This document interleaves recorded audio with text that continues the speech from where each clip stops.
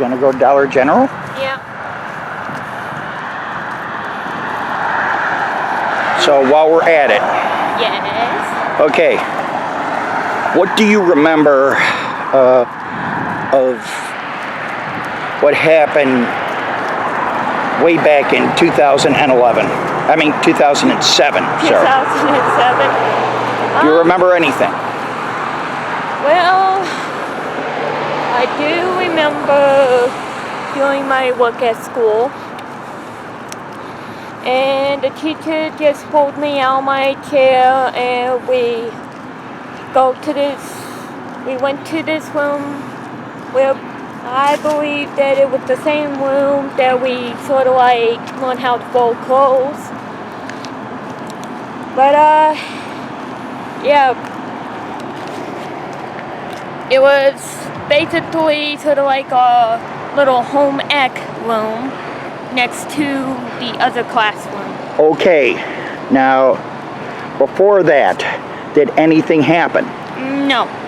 So the report that I was given and the report that was stated was that you were walking funny that day.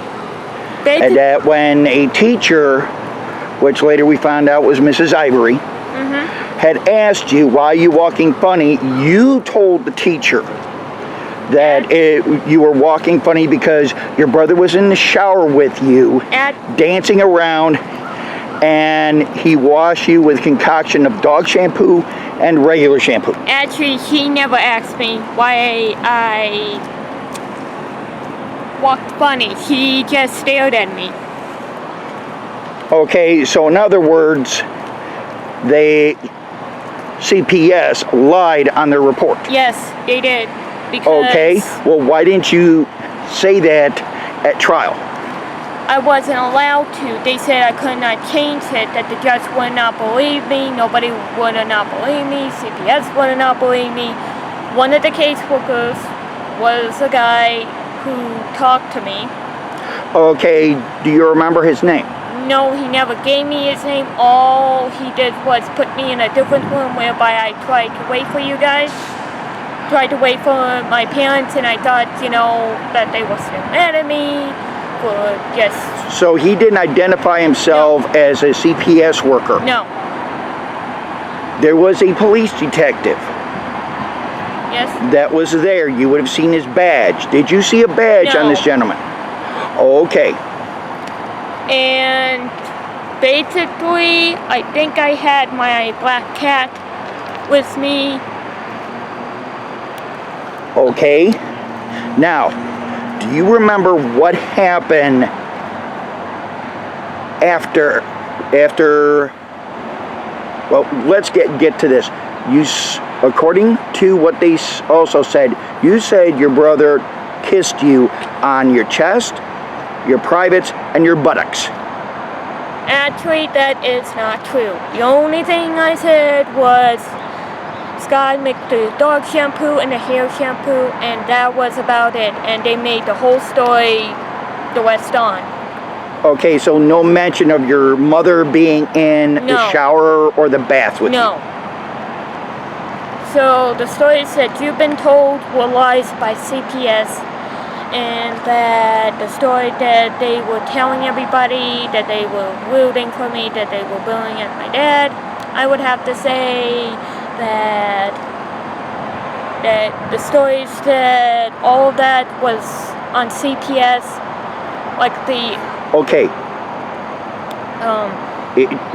Don't worry about that. So, let's go to when the first time you were taken to Pam Wisman. Who is Pam Wisman? She is a CPS caseworker. But what was she to you? She was my foster mother. Okay, she was your foster mother. Now, what I'm going to ask you is, how were you treated from the day you got there until the day that you were returned? The day that I got there, nothing out of the ordinary, I felt like, hey, they treated me right, How were you feeling? Oh, bit felt like I was safe a little bit, but then later on, I started to been not wanting to snack at her house. I felt like I would get yelled at that. Why would you get yelled at for snacking? I do not know. I felt like I had a gut feeling, but Pam, I guess she would say, don't be afraid to ask to get something out of the fridge, but... Okay, at some point after that, did you start getting treated differently? A little bit. Okay, like how? Basically when... I would have to say that sometimes, the simple rivalry of my foster siblings and I'm not stuff talking. like that. I'm talking your foster parents, Robert and Pam Wisman. Now, you had told me that Robert Wisman had walked in on you several times from the time you got there in December of 2007 up until when you were released back to your mother in 2009, that Robert Wisman walked in on you when you were changing your clothes. How many times did he actually, if this is true, how many times did he walk in on you? Actually, that one, I would have to say I had no idea. I would have to say that one I just did out of anger. Because I felt like, if I do this, then they know to not storm me half to death. So, let's get on that. Because I heard several reports from 2001 up until this year of foster parents starving their children. Now, what were the meals like? Just one plate. I would have to say that, when we, have dinner time, they're real kids. I would have to say their only children were allowed to be presented, and I had to wait for my name to be called, just like a dog. Okay, so in other words, you felt like An animal. Harry Potter, whereby... Now, you weren't living under a stairs or anything. No, I shared a room with my foster sister, which of course I wanted to try on some of her clothes. She said no. And So in other words, you weren't really welcomed as part of the family. no. So when CPS says that you're treated the same, foster children are treated the same way as any other child, what would you say? I would say that is a bunch of trash. Okay, so your experience, that didn't happen. No. Okay, were there any other times that you felt that things were not what you Hope to be. yeah. Well, the thing I have to say is that Just give examples of, okay, did you go out to eat? we did go out to eat sometimes, not a big buffet, and sometimes when we do go to a buffet, I only am allowed to have one plate, and the others can have whatever they want. Okay, was your food chosen for you? No, I chosen my own food. Did you choose your own portions, or did they choose them for you? I choose my own portions, and after I had one place, Pam just told me no. Okay, now let's get on the day of July the 16th, 2008. Now, Pam had stated that Saturday before you had said, actually Pam said that you were watching TV and their commercial came on about talking to your children about sex. Pam, in court, stated that you came right over to her and stood right next to her and was very quiet. And she asked you what was wrong. You had asked, are parents supposed to teach their children about sex? Pam had stated, no, they're supposed to talk to their children about sex. Why do you ask? And you had not said anything. Later, she had testified, and this was at my court, at my trial. She had stated that during the drive to pick up one of her children from a sporting event, you had asked that same question. She started questioning back and forth, and she had gotten the impression something had happened. Now, do you remember any of this? No. Okay. Now, how did Pam react, if you can remember, back in December of 2009, when she found out that you were going to be returned to your mother?